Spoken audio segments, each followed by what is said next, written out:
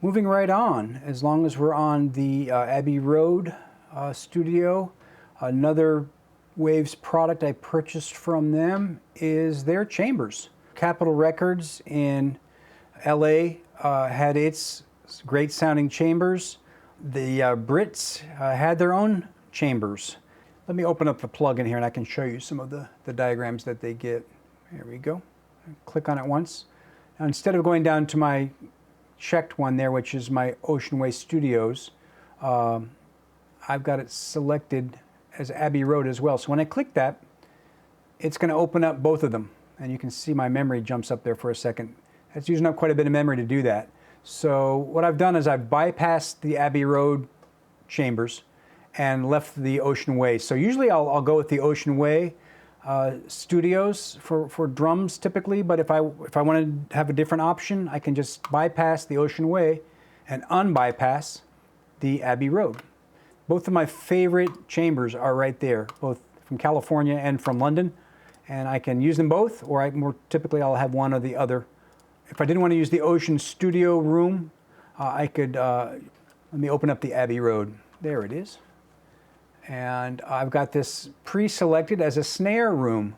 There's an animation of an overview, a top-down bird's eye view of the snare room, which looks like a stone tile floor and stone walls with some diffusers. You can see on one end of the room they've got a speaker, and on the other side of the room, or about halfway through, they've got a pair of microphones on stands. It's an interesting little animation they give you here, and a lot of different controls. It's not as simple as the Capitol chambers, but it does have a distinct and lovely sound. Most of us are familiar with the sound of this chambers from a group called the Beatles. They recorded in Abbey Road Studios all the time. That's where all their famous records came out of. When you worked at Abbey Road Studios, again, we didn't have a whole bunch of different effects to choose from. Early Abbey Road Studios was just like Capitol. They had reverb chambers. That's the only way that they could get a reverb sound. This was even before plates. Plates came just a little bit later, but the original versions were all reverb chambers. I think Abbey Road had 3 of them. This was the stone room. It had a stone look like this. You can also select the mirror room. I think that was in a different building or on a different floor. It was a room that had mirrors on the walls, and they were at different angles in there. And it was obviously a very reflective room. I don't know why they didn't use glass. Maybe mirrors looked cooler. It must have been a cool room to walk into. Every studio wanted to have one. Everybody had to have a different chamber because that's the only way you could add reverb, is with the chamber. I think the most famous one, in addition to the mirror and the stone rooms, although I do like the stone rooms for a snare. That's a cool sounding, very dark, not that reverberant sound. Stones aren't as reflective as glass or tile, so they really had kind of a dark tone to them. But the chamber that they're most famous for is this one here. It's a tiled chamber. First thing that sticks out besides the tile walls are these columns or these pipes. I think they were just big metal sewage pipes or something like that.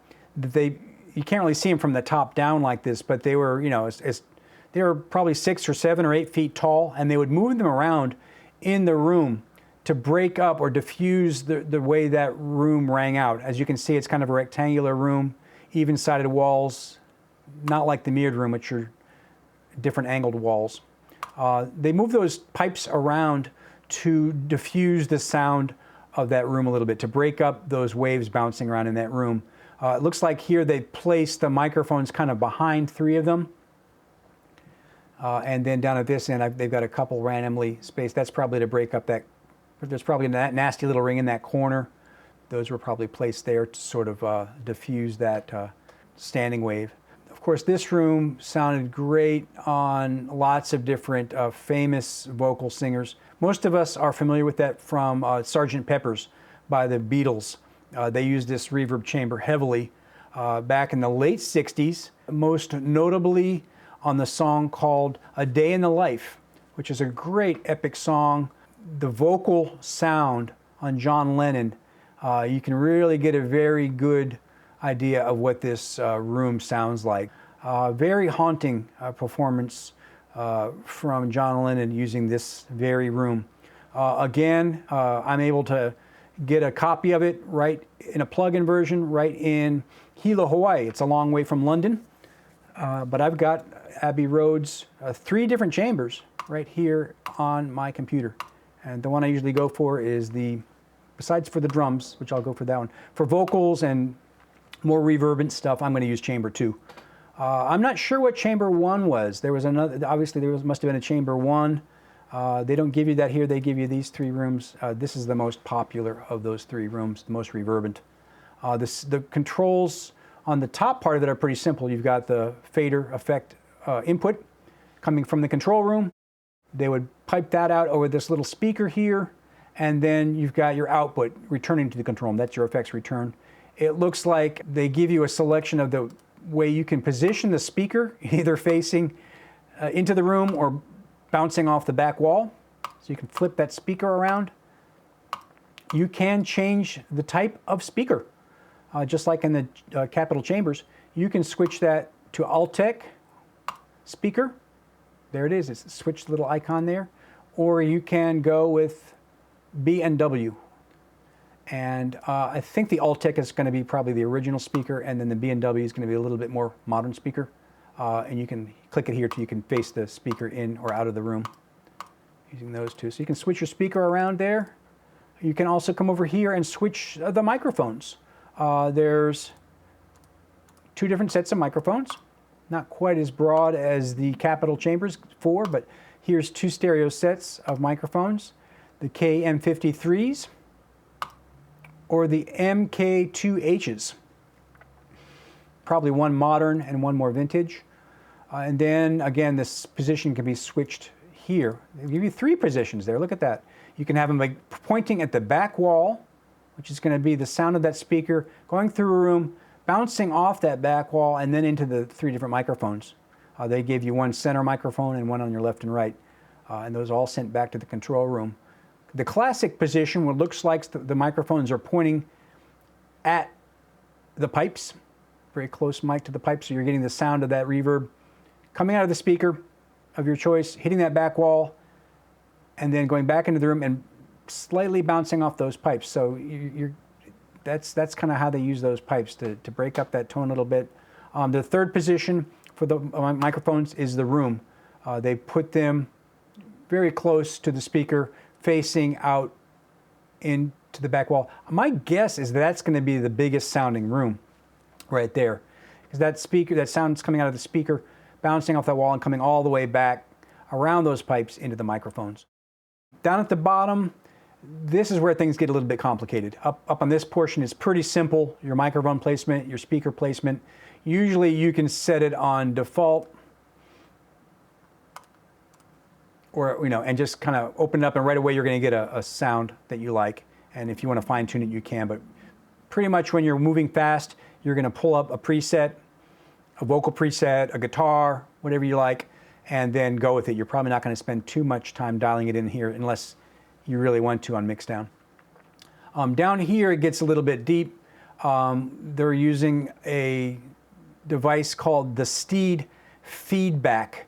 What that was a way that they could try to make this room, which was not that big, it gave them a nice big sounding reverb, but they couldn't change the size of the room like you can with plates or modern sounding concert hall effects reverbs like I have here.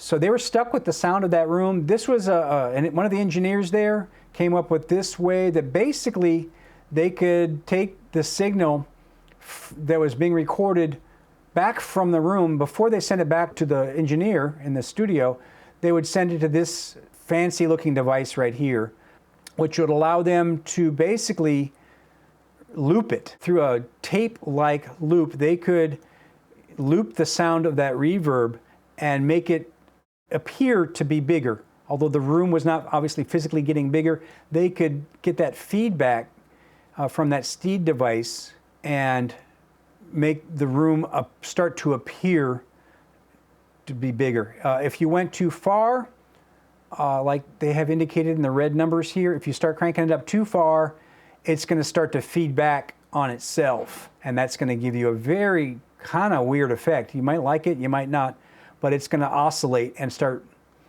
reverberating off of itself, and basically overdriving the circuit. Usually you want to use it kind of down here, 30s, 40s, 50s, to get that ancient Abbey Road STEED device. It was actually a physical machine device that did this, but this was the very earliest attempts to work with something besides a physical room or chamber. This is one of the first attempts to make that something that it physically was not. Pretty cool. Down here you can, there's several filters on it, EQs that you can adjust the bass and high end right there. And the drive, how hard you're hitting it, and even the modulation you can adjust right here. If you play around with those, you'll hear it better than I can describe it. And you can also have it timed to your DAW. If your DAW is at 100 BPMs, you can sync that with your DAW, and it'll give you a synced type of echo with that. Beyond that, you're starting to get some more filters to the chamber. Again, I won't go into that too much. And then here's your big frequency knob. This is basically your master EQ. In the middle is no change. You find your frequencies here. There's only 3 of them: 2.7, 3.5, and 10 kilohertz. And so you'd pick your frequency there, say 10 kilohertz, and you could add 10 kilohertz if you wanted to be more trebly, or if it's too bright, you could back it off right there. So that's like the final step you get. Here's your mix dry wet settings right here. 100% reverb, or you can back it off.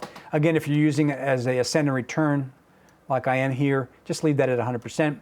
If you're dropping it in on a track, you might obviously not want to have 100% reverb. You might want to have it down there, just a little bit of that classic reverb sound.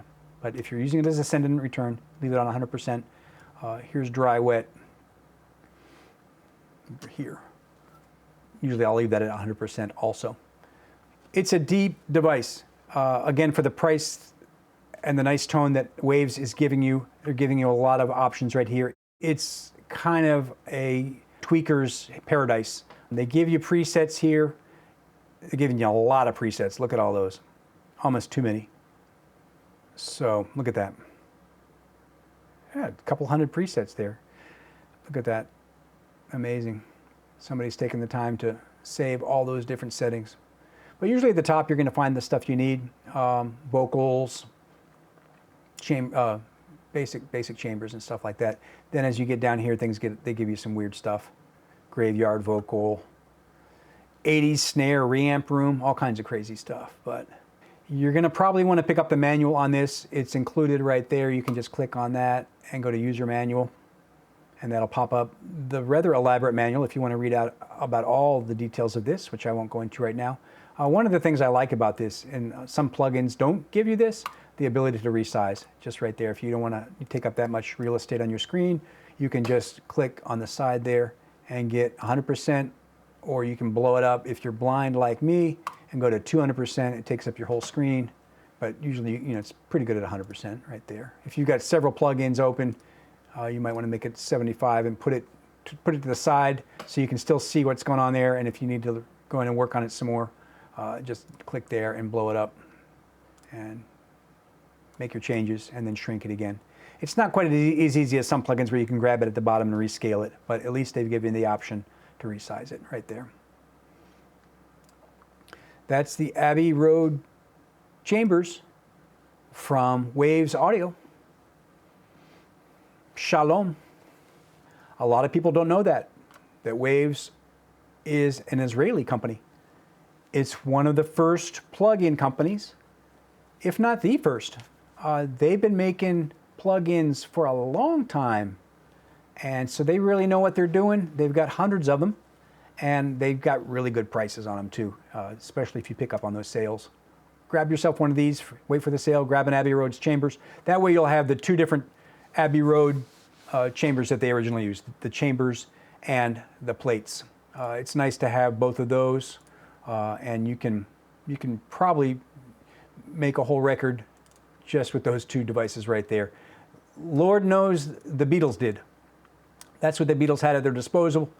Originally a chamber And then into the 70s, late 60s, 70s, they brought in the plates, and that's what they made all those famous records on, at least Sgt. Pepper's and the ones after that. White Album, incredible records, and they just had these two devices.